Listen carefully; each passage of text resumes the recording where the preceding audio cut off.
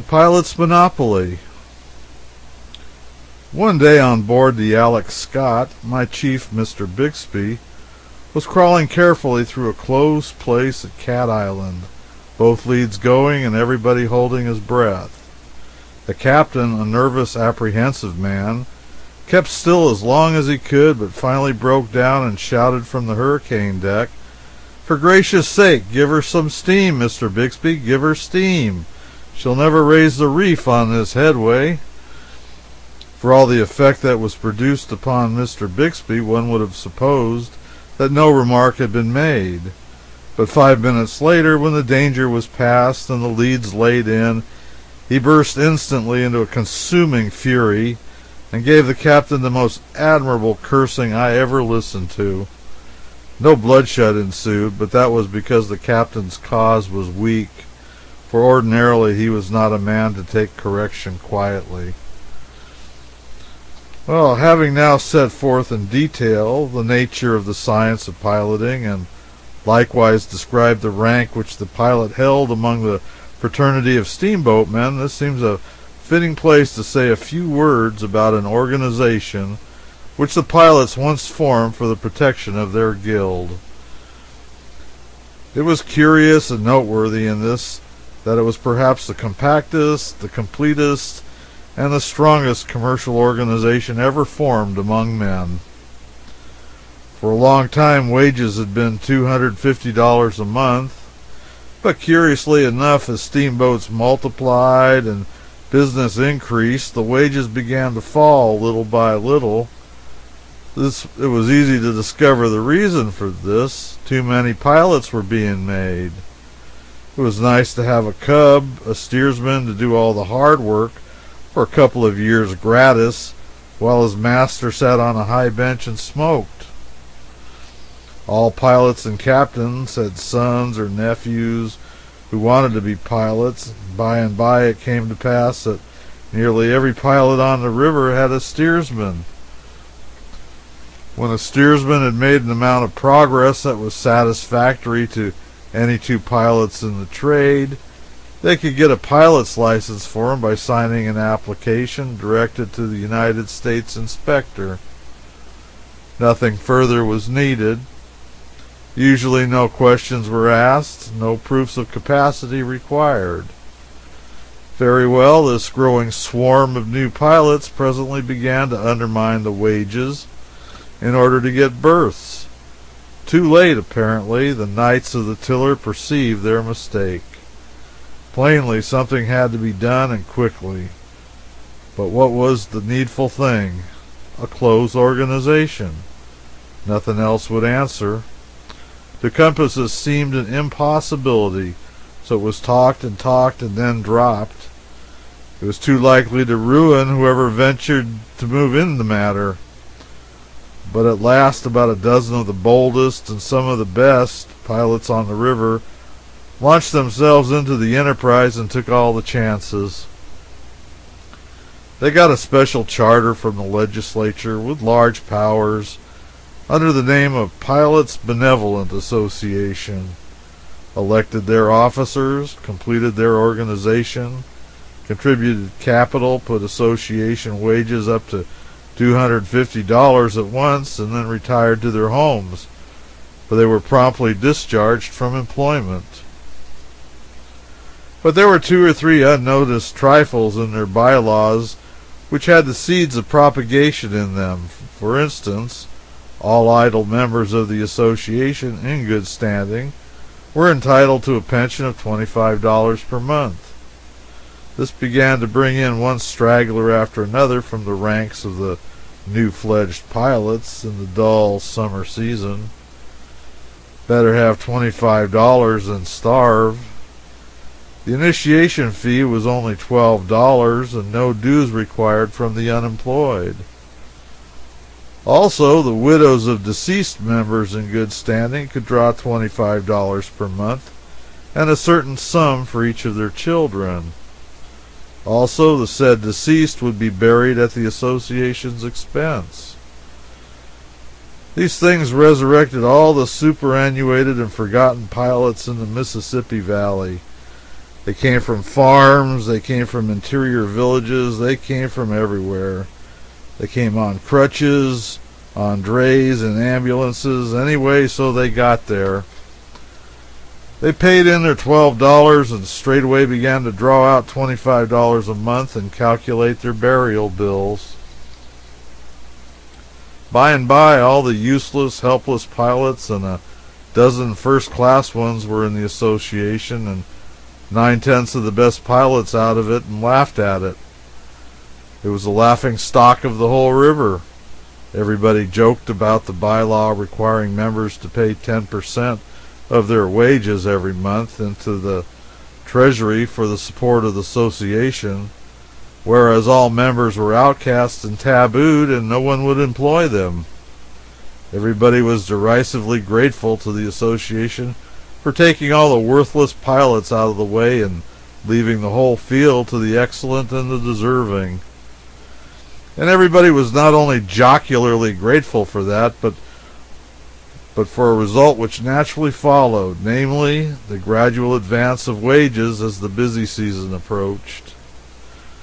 Wages had gone up from the low figure of $100 a month to $125, and in some cases to $150, and it was great fun to enlarge upon the fact that this charming thing had been accomplished by a body of men, not one of whom received a particle of benefit from it. Some of the jokers used to call at the association rooms and have a good time chaffing the members and offering them the charity of taking them as steersmen for a trip so that they could see what the forgotten river looked like. However, the association was content, or at least it gave no sign to the contrary. Now and then it captured a pilot who was out of luck and added him to its lists.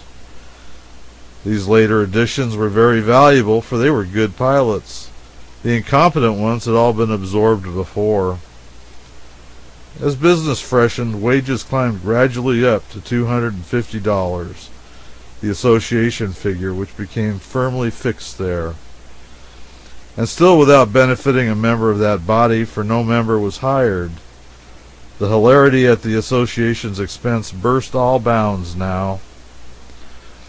There was no end to the fun which that poor martyr had to put up with. However, it is a long lane that has no turning. Winter approached, business doubled and tripled, and an avalanche of Missouri, Illinois, and upper Mississippi River boats came pouring down to take a chance at the New Orleans trade. All of a sudden, pilots were in great demand and were correspondingly scarce. The time for revenge was come. It was a bitter pill to have to accept association pilots at last, yet captains and owners agreed that there was no other way. But none of these outcasts offered, so there was a still bitterer pill to be swallowed. They must be sought out and asked for their services. Captain was the first man who found it necessary to take the dose, and he had been the loudest derider of the organization. He hunted up one of the best of the association pilots and said, "Well, you boys have rather got the best of us for a little while, so I'll give in and with as good grace as I can. I've come to hire you. Get your trunk aboard right away. I want to leave at 12 o'clock. "I don't know about that. Who's your other pilot?" "I've got ISY. I can't go with him. He don't belong to the association." "What? It's so? Do you mean to tell me that you won't turn a wheel with one of the very best and oldest pilots on the river because he don't belong to your association?" "Yes, I do." "Well, if this ain't putting on airs. I suppose I was doing you a benevolence, but I begin to think that I'm party that wants a favor done. Are you acting under a law of the concern?" "Yes." "Show it to me." So they stepped into the association rooms, and the secretary soon satisfied the captain, who said, "Well, what am I to do? I have hired Mr. S. for the entire season." "I will provide for you," said the secretary. "I will detail a pilot to go with you, and he shall be on board at 12 o'clock. But if I discharge S, he will come on me for the whole season's wages. Of course, that is a matter between you and Mr. S, Captain. We cannot meddle in your private affairs. The captain stormed, but to no purpose. In the end, he had to discharge S, pay him about $1,000, and take an association pilot in his place. The laugh was beginning to turn the other way now. Every day thenceforward a new victim fell. Every day some outraged captain discharged a non-association pet with tears and profanity, and installed a hated association man in his berth. In a very little while the idle non-associationists began to be pretty plenty, brisk as business was, and much as their services were desired. The laugh was shifting to the other side of their mouths most palpably. These victims, together with the captains and owners, presently ceased to laugh altogether and began to rage about the revenge they would take when the passing business spurt was over.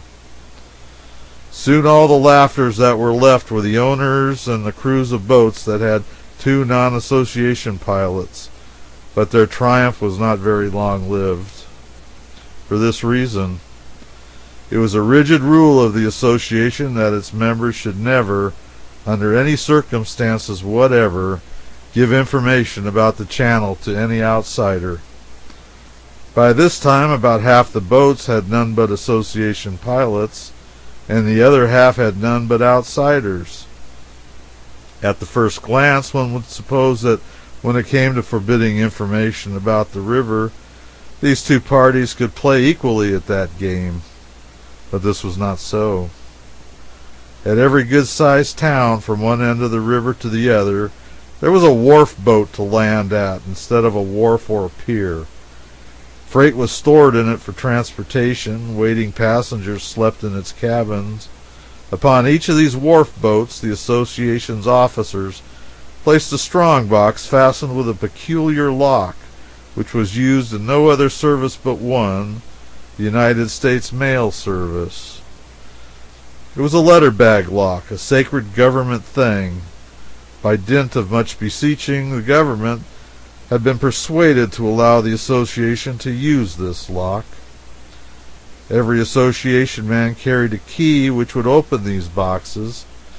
That key, or rather a peculiar way of holding it in the hand when its owner was asked for river information by a stranger, for the success of the St. Louis and New Orleans Association had now bred tolerably thriving branches in a dozen neighboring steamboat trades, was the association man's sign and diploma of membership.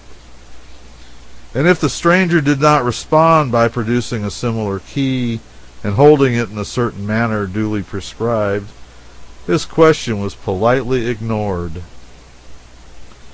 From the association's secretary, each member received a package of more or less gorgeous blanks printed like a billhead on handsome paper, properly ruled in columns. A billhead worded something like this. These blanks were filled up day by day as the voyage progressed and deposited in several wharf boat boxes. For instance, as soon as the first crossing out of St. Louis was completed, the items would be entered upon the blank under the appropriate headings. Thus, St. Louis, 9.5 feet. Stern on courthouse, head on dead cottonwood above woodyard until you raise the first reef, then pull up square. Then under head of remarks, go just outside the wrecks. This is important. New snag just where you straighten down. Go above it. The pilot who deposited that blank in the Cairo box, after adding it to the details of every crossing all the way down from St. Louis, took out and read half a dozen fresh reports from upward-bound steamers concerning the river between Cairo and Memphis, posted himself thoroughly, returned them to the box, and went back aboard his boat again so armed against accident that he could not possibly get his boat into trouble without bringing the most ingenious carelessness to his aid.